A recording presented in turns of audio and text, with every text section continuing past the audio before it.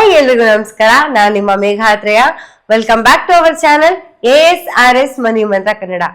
ಎಂದಿನಂತೆ ಇವತ್ತು ಕೂಡ ನಮ್ಮ ಪ್ರೀತಿಯ ಗುರುಗಳಾದ ಶ್ರೀ ಅನಂತ ಶ್ರೀರಾಮ ಗುರುಜಿ ಅವರಿದ್ದಾರೆ. ಬನ್ನಿ ಅವ್ರನ್ನ ಮಾತಾಡ್ಸ್ಬಿಡೋಣ. ಗುರುಜಿ ನಮಸ್ತೆ, ನಿಮ್ಗೆ ಕಾರ್ಯಕ್ರಮಕ್ಕೆ ಸ್ವಾಗತ.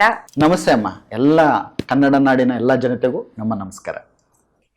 ಗುರುಜಿ, ಈಗಾಗ್ಲೇ ಕ್ಲಾಸಸ್ ಅಟೆಂಡ್ ಮಾಡಿರೋರೆಲ್ಲ ಮತ್ತೆ ಕ್ಲಾಸ್ ಯಾವಾಗ ಅಂತ ಕೇಳ್ತಿದ್ದಾರೆ. ತುಂಬಾ ಡಿಮ್ಯಾಂಡ್ ಸ್ಟಾರ್ಟ್ ಆಗ್ಬಿಟ್ಟಿದೆ.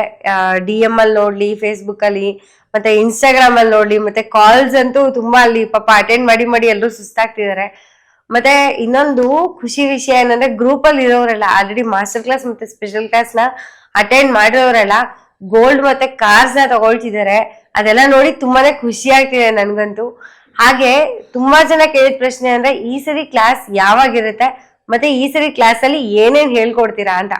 ಒಳ್ಳೆ ಪ್ರಶ್ನೆ ಅಂತ ಹೇಳ್ಬೋದಮ್ಮ. ಯಾಕೆಂತಂದ್ರೆ ತುಂಬಾ ಜನರಲ್ಲಿ ಈ ಪ್ರಶ್ನೆ ಒಂದು ಕಾಡ್ತಾ ಇರುತ್ತೆ ಅಲ್ವಾ. ಯಾಕೆಂತಂದ್ರೆ ಈ ಕ್ಲಾಸಲ್ಲಿ ಏನ್ ಹೇಳ್ಕೊಡ್ತಾರೋ, ಮಾಮೂಲಿ ಕ್ಲಾಸ್ ತರನೇ ಇರುತ್ತೆ, ಹಿಂದಿನ ಕ್ಲಾಸ್ ತರನೇ ಇರುತ್ತೆ. ಈ ಕ್ಲಾಸ್ ಬಂದಿರ್ತಾರೆ ಕೆಲವರೆಲ್ಲ, ಅದು ಹೇಳ್ಕೊಟ್ಟಿರೋದೇ ತಾನೇ ಹೇಳ್ಕೊಡ್ತಾರೆ, ಮತ್ತೆ ನಾವ್ ಏನಕ್ಕೆ ಹೋಗ್ಬೇಕು ಅನ್ನೋದು ಮನ್ಸಲ್ಲಿರುತ್ತೆ.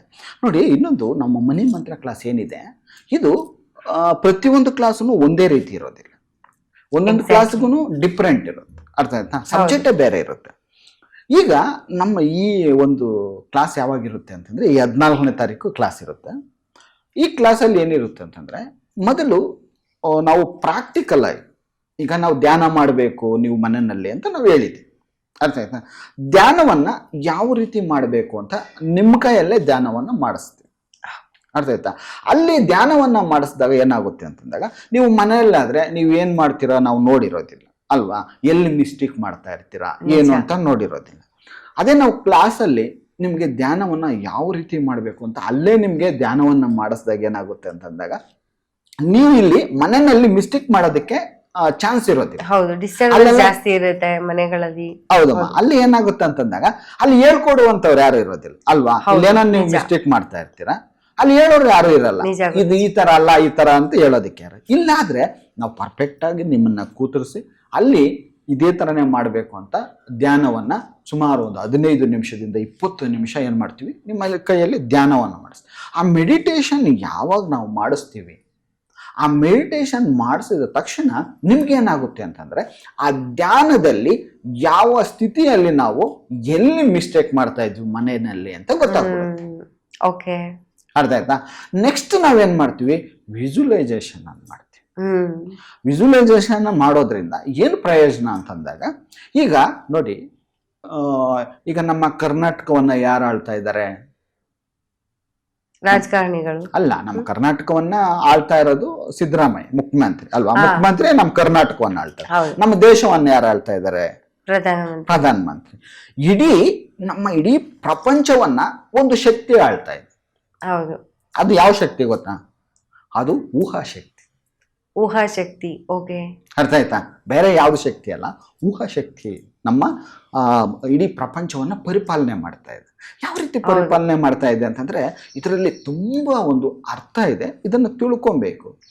ಈಗ ನೋಡಿ, ಒಂದು ಉದಾಹರಣೆ ಕೊಡ್ತೀನಿ ನಿಮ್ಗೆ, ನೀಟಾಗಿ ಅರ್ಥ ಆಗ್ಬೇಕು ಅಂತ ನಾನು ಉದಾಹರಣೆಯನ್ನ ಕೊಡ್ತಾ ಇದ್ದೀನಿ. ಯಾವ ರೀತಿ ಅಂತಂದ್ರೆ, ಈಗ ಯಾವುದೇ ಒಂದು ಮನೆಯಿಂದ ಹಿಡಿದು, ಒಂದು ಬ್ರಿಡ್ಜ್ ಇಂದ ಹಿಡಿದು, ಒಂದು ದೊಡ್ಡ ಬಿಲ್ಡಿಂಗ್ ಆಗಲಿ, ಅರ್ಥ ಆಯ್ತಾ, ಈ ಪ್ರಪಂಚದಲ್ಲಿ ಏನೇ ಒಂದು ನೀವು ಸೃಷ್ಟಿ ಮಾಡಬೇಕು ಅಂತಂದ್ರೆ, ಅದು ನಿಮ್ಮ ಮನಸ್ಸಿನಲ್ಲಿ ಫಸ್ಟ್ ಸೃಷ್ಟಿ ಆಗ್ಬೇಕು. ಓಕೆ, ಅದು ಕ್ರಿಯೇಟ್ ಆಗ್ಬೇಕು. ನಿಮ್ಮ ಮೈಂಡ್ ಅಲ್ಲಿ ಕ್ರಿಯೇಟ್ ಆದ್ರೇನೆ ಹೊರಗಡೆ ಬರುತ್ತೆ. ನಿಜ. ಒಬ್ಬ ಇಂಜಿನಿಯರ್ ಒಂದು ಮನೆಗೆ ಪ್ಲಾನ್ ಅನ್ನ ತಗೊಂಡು, ಆ ಮನೆ ಹೇಗಿರ್ಬೇಕು ಅಂತ ಅವ್ನು ಫಸ್ಟ್ ಅವ್ನ ಮೈಂಡ್ ಅಲ್ಲಿ ರೆಡಿ ಮಾಡ್ಕೊಂತಾನೆ. ಅರ್ಥ ಆಯ್ತಾ? ಆಮೇಲೆ ಸಿಸ್ಟಮ್ ತಗೊಂಡ್ಬರ್ತಾನೆ. ಆಮೇಲೆ ಸಿಸ್ಟಮ್ ತಗೊಂಡ್ಬಂದು ಅಲ್ಲಿ ಬ್ಲೂ ಪ್ರಿಂಟ್ ಅನ್ನ ರೆಡಿ ಮಾಡ್ತಾನೆ.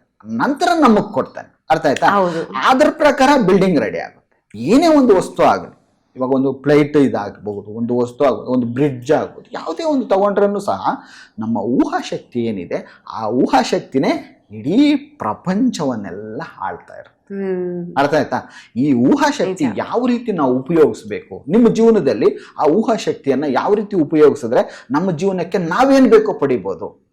ಈಗ ಒಬ್ಬ ಫಿಲಂ ಡೈರೆಕ್ಟರ್ ಇರ್ತಾರೆ ಅಲ್ವಾ. ಫಿಲಂ ಡೈರೆಕ್ಟರ್ ಏನ್ ಮಾಡ್ತಾನಮ್ಮ ಅಂತಂದಾಗ, ಒಂದು ಫಿಲಮ್ ಯಾವ ರೀತಿ ಅದು ಬರಬೇಕು ಅಂತ ಫಸ್ಟ್ ಅವನು ಇಮ್ಯಾಜಿನೇಷನ್ ಮಾಡ್ತಾನೆ. ಎಕ್ಸಾಕ್ಟ್ಲಿ ಅಲ್ವಾ? ಒಳಗಡೆ ತಲೆನಲ್ಲಿ ಅವನು ತುಂಬಾ ರಾತ್ರಿಗಳೆಲ್ಲ ನಿದ್ದೆ ಕೆಟ್ಟು ಅವನು ಸಿನಿಮಾ ಈ ತರ ಮಾಡಿದ್ರೆ ಹೇಗಿರುತ್ತೆ, ಈ ತರ ಮಾಡಿದ್ರೆ ಹೇಗಿರುತ್ತೆ ಅಂತ ಅವನು ಹೊರಗಡೆ ನೋಡೋದಿಲ್ಲ. ನಿಜ ಗುರುಜಿ. ಅಲ್ವಾ? ಹೊರಗಡೆ ನೋಡೋದಿಲ್ಲ, ಅದೇ ಒಳಗಡೆ ನೋಡ್ತಾ ಇರ್ತಾನೆ. ಅಲ್ವಾ? ಅದು ಆ ಶ್ರಮ ಅನ್ನೋದು ಎಲ್ಲಿ ಅವನು ಉಪಯೋಗಿಸ್ತಾನೆ ಅಂತಂದಾಗ, ಅವ್ರು ಎಷ್ಟು ಶ್ರಮ ವಹಿಸ್ತಾರೆ ಅಂತಂದಾಗ ಆ ತಲೆಯಲ್ಲಿ ಆ ಊಹಾಶಕ್ತಿಯನ್ನು ಉಪಯೋಗಿಸ್ತಾರೆ ಅವರು. ಕರೆಕ್ಟ್. ಅರ್ಥ ಆಯ್ತಾ? ಆ ಊಹಾಶಕ್ತಿಯನ್ನ ಎಷ್ಟು ಅವ್ರು ಉಪಯೋಗಿಸಿದ್ರೆ ಅಷ್ಟು ಚೆನ್ನಾಗಿ ಬರುತ್ತೆ, ಹೊರಗಡೆ ಬರುತ್ತೆ. ನಿಜ. ಅರ್ಥ ಆಯ್ತಾ? ಅದನ್ನ ನೋಡಿ ನಾವೇನಂತೀವಿ, ಓ ಹೇಗ್ ಬಂದಿದೆ ನೋಡು, ಎಷ್ಟು ಚೆನ್ನಾಗಿ ಇದೆ ನೋಡು. ಅಲ್ವಾ? ಅವರು ಆ ಶ್ರಮ ಅನ್ನೋದು ಎಲ್ಲಿ ಬಳಸಿದ್ದಾರೆ ಅಂತಂದಾಗ ಅವ್ರ ಮೈಂಡ್ ಅಲ್ಲಿ ಬಳಸಿದ್ದಾರೆ. ಅವ್ರು ಗ್ರೇಟ್ ಅಲ್ವಾ? ಈ ಡೈರೆಕ್ಟರ್ ಏನಿದ್ದಾರೆ, ಈ ಫಿಲಂ ಡೈರೆಕ್ಟರ್ಸ್ ಏನಿರ್ತಾರೆ ಅವರೆಲ್ಲ ಒಂದು ಗ್ರೇಟ್ ಅಂತ ಹೇಳ್ಬೋದು. ಯಾಕೆಂತಂದ್ರೆ ಫಸ್ಟ್ ಮನಸ್ಸಿನಲ್ಲಿ ಅದನ್ನ ಕ್ರಿಯೇಟ್ ಮಾಡಿರ್ತಾರೆ, ಆ ಚಿತ್ರವನ್ನೆಲ್ಲ ಫಸ್ಟ್ ಮೈಂಡ್ ಅಲ್ಲಿ ಕ್ರಿಯೇಟ್ ಮಾಡಿರ್ತಾರೆ. ಹಾಗಾಗಿ ನೀವುನು ಏನು ಕಡಿಮೆ ಇಲ್ಲ, ನೀವುನು ಡೈರೆಕ್ಟರ್ಗಳೇ. ಅರ್ಥ ಆಯ್ತಾ? ಪ್ರತಿಯೊಬ್ಬರೂ ಡೈರೆಕ್ಟರ್ಗಳೇ. ಯಾರಿಗೆ ಡೈರೆಕ್ಟರ್ ಅಂದ್ರೆ ನೀವೇ ಡೈರೆಕ್ಟರ್.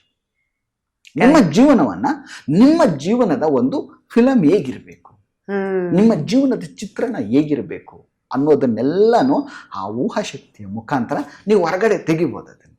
ಅರ್ಥ ಆಯ್ತಾ? ಆ ತೆಗಿಬೇಕಾಗಿದ್ರೆ ಇಲ್ಲಿ ವಿಜುವಲೈಸೇಷನ್ ಅನ್ನೋದು ತುಂಬಾ ಇಂಪಾರ್ಟೆಂಟ್. ಅದನ್ನ ನಾವು ಕ್ಲಾಸಲ್ಲಿ ಕಲಿಸ್ಕೊಡ್ತೀವಿ. ಅರ್ಥ ಆಯ್ತಾ? ಆಮೇಲೆ ನೆಕ್ಸ್ಟ್, ಈಗ ನಮಗೆ ದೋಷಗಳು ಅನ್ನೋದು ಗೊತ್ತು. ಹೌದು ಗುರುಜಿ. ಅದರಲ್ಲಿ ತುಂಬಾ ದೋಷಗಳಿರುತ್ತೆ. ಪಿತೃ ದೋಷ ಇರುತ್ತೆ, ವಾಯು ದೋಷ ಇರುತ್ತೆ. ಅರ್ಥ ಆಯ್ತಾ? ಈಗ ಅನೇಕ ದೋಷಗಳಿರುತ್ತೆ. ಈಗ ನೋಡಿ, ಒಂದು ವಾಯು ದೋಷ ಅಂತೀವಿ, ಇದೇನಪ್ಪ ವಾಯು ದೋಷ ಎಲ್ಲಿಂದ ಬಂತು? ಜಲದೋಷ ಅಂತೀವಿ, ಭೂದೋಷ ಅಂತೀವಿ. ಅರ್ಥ ಆಯ್ತಾ? ಈ ದೋಷಗಳಲ್ಲಿ ಹೇಗ್ ಬರುತ್ತೆ ಅಂತ ಜನಗಳಿಗೆಲ್ಲ ಕನ್ಫ್ಯೂಸ್. ಅರ್ಥ ಆಯ್ತಾ? 100% ಆ ದೋಷ ಬರುತ್ತೆ. ಯಾವ ರೀತಿ ಬರುತ್ತೆ ಅಂತ ಇಟ್ಕೊಳ್ಳಿ. ಈಗ ನಿಮ್ಮ ಮನೆಯಲ್ಲಿ ಒಂದು ಕವರ್ ಇದೆ, ವೇಸ್ಟ್ ಎಲ್ಲ ತಗೊಂಡಿರ್ತೀರಿ. ಅರ್ಥ ಆಯ್ತಾ? ಆ ವೇಸ್ಟ್ ಎಲ್ಲ ತಗೊಂಡೋಗಿ ನೀವು ಒಂದ್ ಕಡೆ ಹಾಕಿರ್ತೀರ. ಒಂದ್ ಕಡೆ ಹಾಕಿದಾಗ ಏನಾಗುತ್ತೆ, ಅಲ್ಲಿ ಏನೋ ಸ್ವೀಟ್ ಏನೋ ತಿಂದಿರ್ತೀರ, ಆ ಪೇಪರ್ಗಳೆಲ್ಲ ಹಾಕಿದಾಗ ಅಲ್ಲಿ ಇರುವೆಗಳು, ಅನೇಕ ಸಣ್ಣ ಸಣ್ಣ ಕ್ರಿಮಿಗಳೆಲ್ಲ ಅದ್ರಲ್ಲಿ ಸೇರ್ಕೊಂಡಿರುತ್ತೆ. ಅದಕ್ಕೆ ನೀವೇನ್ ಮಾಡ್ತೀರಿ? ಬೆಂಕಿ ಇಟ್ಬಿಡ್ತೀರಿ. ಅರ್ಥ ಆಯ್ತಾ? ಆ ಬೆಂಕಿ ಇಟ್ಟಾಗ ಏನಾಯ್ತು? ಒಂದ್ ಕಡೆ ವಾಯು ದೋಷ, ಇಲ್ಲಿ ನೀವು ಗಾಳಿಗೆ ಏನ್ ಮಾಡ್ತಾ ಇದ್ದೀರಾ? ದೋಷ ಕೊಡ್ತಾ ಇದ್ದೀರಾ ಅಲ್ವಾ? ನಾವು ಪೊಲ್ಯೂಷನ್ ಮಾಡ್ತಾ ಇದೀವಿ, ಅದು ನಿಮಗೆ ದೋಷ ಆಗುತ್ತೆ. ಒಂದು. ಎರಡನೇದು ಏನಾಯ್ತು, ಅಲ್ಲಿ ಅನೇಕ ಕೀಟಗಳನ್ನ ಸಾಯಿಸ್ಬಿಟ್ಟಿದ್ದೀರಿ. ಕರೆಕ್ಟ್. ಆ ದೋಷ ಎಲ್ಲ ನಿಮಗ್ ಬರುತ್ತೆ. ಆ ದೋಷಗಳನ್ನೆಲ್ಲ ಹೇಗೆ ಬಗೆಹರಿಸ್ಕೊಬೇಕು? ಈಗ ನೀರಿನ ದೋಷ ಅಂತ ಇಟ್ಕೊಳ್ಳಿ, ಒಂದು ಎಕ್ಸಾಂಪಲ್. ನೀರಿನ ದೋಷ, ಆ ನೀರಿಗೆ ನಾವೆಷ್ಟೋ ಸರ್ತಿ ನಾವು ಏನೇನೋ ಹಾಕ್ತೀವಿ ಅಲ್ವಾ? ಈಗ ಗಣೇಶನ ಹಬ್ಬ ಬರ್ತಾ ಇದೆಯಲ್ಲ, ಅವಾಗ ಈ ಗಣೇಶನ ಹಬ್ಬಗಳಂತೂ ನೋಡಿದಾಗ ಕವರ್, ಪ್ಲಾಸ್ಟಿಕ್ ಅನ್ನ ಬಳಸಲೇಬಾರ್ದು. ಅರ್ಥ ಆಯ್ತಾ? ಪ್ಲಾಸ್ಟಿಕ್ ಅನ್ನ ಬಳಸಿದ್ರೆ ಏನಾಗುತ್ತೆ ಅಂತಂದ್ರೆ ಮನುಷ್ಯನ ಆಯಸ್ಸು ಕಡಿಮೆ ಆಗುತ್ತೆ. ನಾವು ಎಷ್ಟು ಪ್ಲಾಸ್ಟಿಕ್ ಅನ್ನು ಹೆಚ್ಚಾಗಿ ಬಳಸಿದ್ರೆ ಅಷ್ಟು ಮನುಷ್ಯನ ಆಯಸ್ಸು ಕಡಿಮೆ ಆಗುತ್ತೆ. ಹಾಗಾಗಿ ಪ್ಲಾಸ್ಟಿಕ್ ಅನ್ನೇ ಬಳಸಬಾರ್ದು ಅಂದ್ರೂ ಸಹ ನಾವ್ ಎತ್ಕೊಂಡು ತಗೊಂಡೋಗಿ ನೀರಲ್ಲಿ ಏನೇನೋ ಹಾಕ್ಬಿಟ್ಟು ಆ ನೀರಿಗೆ ಪೊಲ್ಯೂಷನ್ ಮಾಡ್ಬಿಡ್ತೀವಿ. ಆಗ ಆ ನೀರಿನ ದೋಷ ಬರುತ್ತೆ. ಅದೇ ರೀತಿಯಾಗಿ ನಾವು ಹಣಕ್ಕೆ ಯಾವ್ಯಾವ ದೋಷಗಳನ್ನು ಮಾಡಿದ್ದೀವಿ, ನಮ್ಮ ಹತ್ರ ಯಾಕೆ ಹಣ ಬರ್ತಾ ಇಲ್ಲ, ಆ ದೋಷಗಳು ಎಲ್ಲಿಂದ ಬರುತ್ತೆ, ಅದು ಹೇಗೆ ಸ್ಟಾರ್ಟ್ ಆಗಿದೆ ಅನ್ನೋದೆಲ್ಲ ನಾವು ಕ್ಲಾಸಲ್ಲಿ ಅದನ್ನೆಲ್ಲ ನಿರ್ಮೂಲನೆ ಮಾಡ್ಕೊಡ್ತೀವಿ. ಅರ್ಥ ಆಯ್ತಾ? ಬೆಳಗ್ಗೆ ಮನುಷ್ಯ ಯಾವ ರೀತಿ ಹೇಳ್ಬೇಕು, ತನ್ನ ದಿನಚರಿಯನ್ನ ಯಾವ ರೀತಿ ಪ್ರಾರಂಭ ಮಾಡಬೇಕು, ಅಫರ್ಮೇಷನ್ ಅಂದ್ರೆ ಏನು, ವಿಜುವಲೈಸೇಷನ್ ಅಂದ್ರೆ ಏನು, ಅಫರ್ಮೇಷನ್ ಅನ್ನು ಯಾವ ಸಮಯದಲ್ಲಿ ಹೇಳ್ಬೇಕು, ಯಾವ ಸಮಯದಲ್ಲಿ ಬರೀಬೇಕು, ಯಾವ ಸಮಯದಲ್ಲಿ ಧ್ಯಾನ ಮಾಡಿದ್ರೆ ನಿಮಗೆ ಫಲಿತ ಸಿಗುತ್ತೆ. ಅರ್ಥ ಆಯ್ತಾ? ನಂತರ ಸಂಜೆವರೆಗೂ ನೀವು ಯಾವ ರೀತಿ ದಿನಚರಿಯನ್ನ ಪ್ರಾರಂಭಿಸ್ಕೊಬೇಕು, ಮತ್ತೆ ಬೆಳಗ್ಗೆ ಎದ್ದ ತಕ್ಷಣ ಏನ್ ಹೇಳ್ಬೇಕು ನೀವು. ಕೆಲವರಿಗೆ ಬೆಳಗ್ಗೆ ಎದ್ದೇಳೋದು ಕಷ್ಟವಾಗಿ ಎದ್ದೇಳ್ತಾರೆ ಅಲ್ವಾ? ತುಂಬಾ ಕಷ್ಟ ಬಿದ್ದು ಎದ್ದೇಳ್ತಾರೆ. ಆ ತರ ಅಲ್ಲ, ಆ ವಿಧಾನವನ್ನ ನಾವು ತಿಳ್ಕೊಬೇಕು. ಯಾವ ರೀತಿ ಎದ್ದಾಗ ಆ ದಿನಚರಿ ಹೇಗಿರುತ್ತೆ ಏನು ಅನ್ನೋದನ್ನ ನಾವು ನೀಟಾಗಿ ಕ್ಲಾಸಲ್ಲಿ ಕಲ್ಸ್ಕೊಡ್ತೀವಿ. ಅರ್ಥ ಆಯ್ತಾ? ಈ ರೀತಿಯಾಗಿ ಮನುಷ್ಯನ ಜೀವನಕ್ಕೆ, ಅರ್ಥ ಆಯ್ತಾ, ಬೆಳಗ್ಗೆನಿಂದ ಸಂಜೆವರೆಗೂ ಯಾವ ರೀತಿ ಜೀವಿಸ್ಬೇಕು, ನಿನ್ನ ಜೀವನ ವಿಧಾನ ಹೇಗಿರ್ಬೇಕು ಅನ್ನೋದನ್ನೆಲ್ಲ ತಿಳಿಸ್ಕೊಡ್ತೇವೆ. ಅದರ ಜೊತೆಗೆ ಹಣವನ್ನ ಸುಲಭವಾಗಿ ಯಾವ ರೀತಿ ಸಂಪಾದನೆ ಮಾಡಬೇಕು, ನಿಮ್ಮ ಜೀವನಕ್ಕೆ ದುಡ್ಡು ಸಂಪತ್ತನ್ನು ಯಾವ ರೀತಿ ಸಂಪಾದನೆ ಮಾಡ್ಕೊಬೇಕು, ನಿಮ್ಮ ಜೀವನದಲ್ಲಿ ಸುಖ ಶಾಂತಿ ನೆಮ್ಮದಿಯನ್ನು ಯಾವ ರೀತಿ ಪಡಿಬೇಕು, ನಿಮ್ಮ ಜೀವನವನ್ನು ಸುಖ ಸಂತೋಷದಿಂದ ಯಾವ ರೀತಿ ಸಾಗಿಸ್ಬೇಕು ಅನ್ನೋದು ನಮಗೆ ಕ್ಲಾಸ್ ಹೇಳ್ಕೊಡ್ರಿ. ಎಸ್ ಗುರುಜಿ, ಆಕ್ಚುಲಿ ನಾನು ಕೂಡ ಪ್ರತಿ ಸತಿನೂ ಅದನ್ನೇ ಮೆನ್ಷನ್ ಮಾಡ್ತಾ ಇದ್ದೆ.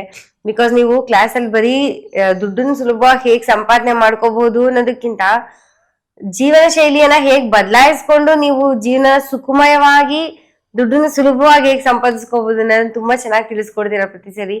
ಹಾಗೆ ನಿಮ್ಮೆಲ್ರಿಗೂ ಗುರುಜಿ ಅವರಿಂದ ಉತ್ತರ ಸಿಕ್ತು ಅಂತ ಅನ್ಕೊಳ್ತೀನಿ ಎಲ್ರೂ ಪ್ರಶ್ನೆಗಳಿಗೆ. ಸೊ ಯಾರು ಮಿಸ್ ಮಾಡ್ಕೋಬೇಡಿ, ಬನ್ನಿ. ನಿಮ್ಮ ಲೈಫ್ ಸ್ಟೈಲ್ ನಲ್ಲಿ ಆಗ್ತಿರುವಂತ ಕೆಲವೊಂದು ತೊಂದರೆಗಳನ್ನ ಬದಲಾವಣೆ ಮಾಡ್ಕೊಂಡು ನೀವು ಸುಲಭವಾಗಿ ದುಡ್ಡನ್ನ ಹಾಗೆ ನೆಮ್ಮದಿಯನ್ನ ಎರಡನ್ನೂ ಗಳಿಸ್ಬೋದು ಅಂತ ಹೇಳ್ತಾ ಮುಂದಿನ ವಿಡಿಯೋದಲ್ಲಿ ಮತ್ತೆ ಸಿಗೋಣ. ನಮಸ್ಕಾರ ಗುರುಜಿ, ನಿಮ್ಗೂ ಕೂಡ ನಮಸ್ಕಾರ. ನಮಸ್ತೆ ಅಮ್ಮ. ಸರ್ವೇ ಜನ ಸುಖಿನೋ ಭವಂತು.